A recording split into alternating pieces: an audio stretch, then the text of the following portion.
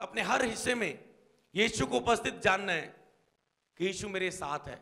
आपको लगता है कोई नहीं देख रहा, आपने सोचना है यीशु यहां पर मौजूद है, मुझे देख रहे हैं, सब कुछ यीशु के सामने हो रहा है। आपने उसे उपस्थित जान के आत्मिक दुनिया में ही रहना है। हालेलुया। जे आत्मिक दुनिया में आपको क्या बताना चाहता हूं, कुछ चीजें कभी डीप होती हैं जिसमें आप जो आत्मिक नहीं है वो उसे समझ नहीं पाता। आपको एक सीक्रेट देता हूं, अगर एक व्यक्ति सब कुछ छोड़ के, सब चीजों की ओर ध्यान छोड़ के 1-2 हफ्ते आत्मिक दुनिया में बिताए और फिर से वो उन कामों में जो लाइफ में उसकी जिम्मेवारियां हैं उसमें वो जाए, तो वो अपनी लाइफ के वो बेटर कर पाएगा और उन हिस्सों में एक बड़े बदलाव को देख पाएगा। ये है टॉपिक। अगर आप कुछ टाइम आत्मिक दुनिया में बिताएं, आप क्या करते हैं, संडे चर्च आत्मिक लिया, मात्र ये एक चीज मैं आपको बताना चाहता हूं, आपके डिसीजंस क्या हैं। मान लो आप चर्च संडे आके आत्मिक लेवल में आप 50% बढ़े 50%, ठीक है। आपने सोमवार और मंगलवार ऐसा जीवन व्यतीत किया कि आप फिर से 30 पर आ गए, फिर आप संडे पर आए, आपने चलो ठीक है यहां पर आके इस संडे ज्यादा आपको कुछ मिला प्राप्त, आपने आत्मिक जीवन में 70% प्राप्त कर लिया।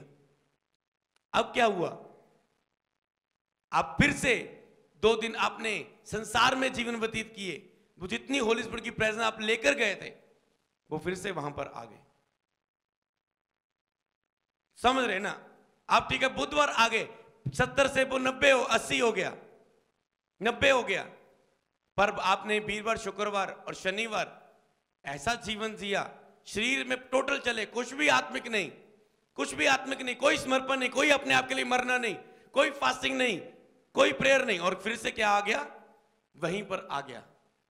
तो इससे डिलीवरेंस होगी, कुछ लाइफ में कुछ चेंज होगा, लाइफ में कोई बढ़ोतरी होगी, बिजनेस में बढ़ोतरी होगी, आपके बंधन टूटेंगे, आपकी भी हीलिंग होगी? नहीं।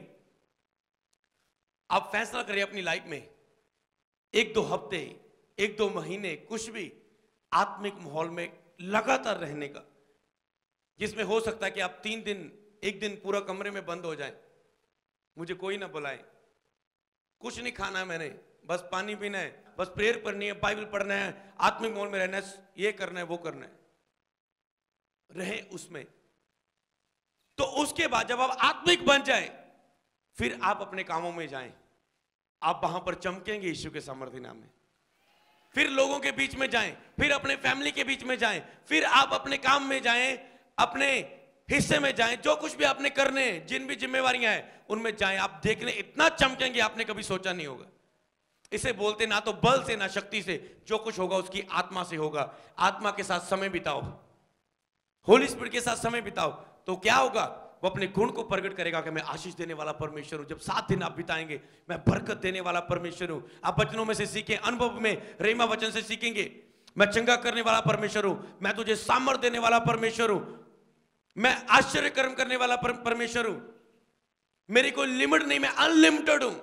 हर हिस्से में हीलिंग करने में, हर हिस्से में मेरी सामर्थ में कोई कमी नहीं है।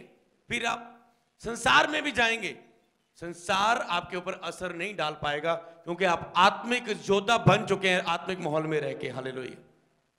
फिर वो चीज आपको हिला नहीं पाएंगी, फिर आप स्ट्रांग बन जाएंगे। हालेलुया। या तो आपके अंदर यीशु रहेगा या शैतान।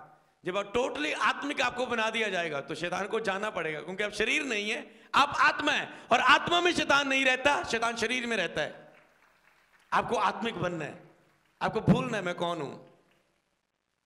हालेलुया। आपको आत्मिक बन जाना है आत्मिक दुनिया में।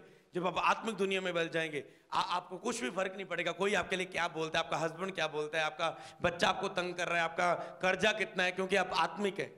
अब आप शरीर में नहीं कि आपको वो फील होए वो चीजें। हालेलुया। आपके साथ कुछ भी हुआ, आप उसका असर आपके ऊपर नहीं होगा, क्योंकि आप आत्मिक बन चुके हैं। तो मेरी आपको यही सलाह है, कुछ समय के लिए आत्मिक माहौल में कंटिन्यू जाने का फैसला करें, लगातार बने रहने का फैसला करें। उसके बाद एक बार आप रिलैक्स हो जाओ स्पिरिट में। तो इसीलिए अगर आप आत्मिक जीवन में पूरे आनंदित हो चुके हैं, प्रभु में पूरे रिलैक्स हो चुके हैं, आपको पता है हाँ, अब मजा आ गया है, अब मुझे मन दोषी नहीं ठहरा रहा है, मैं आत्मिक दुनिया में बिताया हफ्ता, तो अब आप इतनी दिलेरी के साथ अपने काम को, जो आपकी जिम्मेवारियां, उसे निभाएंगे। मैं नहीं कहता अपनी जिम्मेवारियां छोड़ दो, अपनी पढ़ाई छोड़ दो, अपना बिजनेस छोड़ दो, पर कुछ समय के लिए कैसे समय निकालो। एक दिन प्रचार में मैंने कहा था ना, अगर आप प्रार्थना के लिए छुट्टी नहीं लेंगे तो आपको बुखार के लिए छुट्टी लेनी पड़ जाएगी। एक दिन छुट्टी ले लो काम से। जब बुखार होता है छुट्टी लेते हैं ना, जब घर में कोई प्रॉब्लम आ जाए छुट्टी लेते हैं ना, कोई रिश्तेदारी में कोई डेथ हो जाए छुट्टी लेते हैं ना। सर जी छुट्टी चाहिए, आज के दिन आ नहीं पाएंगे, ये हो गया वो हो गया। क्या एक दिन आप पूरा दिन प्रार्थना के लिए छुट्टी नहीं ले सकते कि आज मैं काम से छुट्टी लेता हूं, पूरा दिन प्रभु की हजूरी में, और इतना सीरियस होकर बताना। ऐसा ना हो कि वो सो के आप निकाल दिन छुट्टी तो नहीं प्रार्थना करने के लिए, पर अब फेसबुक यूट्यूब इधर उधर ये दे वो दे, सब दिन खराब कर लिया। पूरा डिसीजन लेके ऐसे लो दिन। तो अगर आपने प्रार्थना के लिए छुट्टी ली है महीने में, तो प्रभु आपको बुखार के लिए छुट्टी नहीं लेने देगा, एक्सीडेंट के लिए छुट्टी नहीं लेने देगा, किसी घटी के लिए छुट्टी नहीं लेने देगा, किसी डेथ में जाने के लिए छुट्टी लेने नहीं देगा, क्योंकि वो आपको अपनी पंखों की आड़ में ले लेगा कि आपकी रक्षा करे, आपको ठेस ना लगे। हालेलुया। तो आपको आत्मिक दुनिया में जाना है।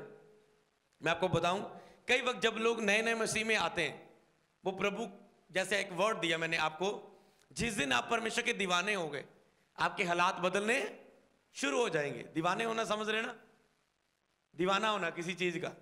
जैसे आप फेवरेट आपका सीरियल है, उसके दीवाने हैं, है ना। अरे ये हो, ऐसा हो, ये बस सीरियल आ गया, बस देखना, वो लाइट ना चली जाए, ये हो गया, कौन आ गया घर में रिश्तेदार, आप क्या उसके दीवाने हो चुके हैं। तो आप क्या उस चीज के दीवाने हो चुके हैं, मतलब आपको वो एक लत लग चुकी है उस चीज की।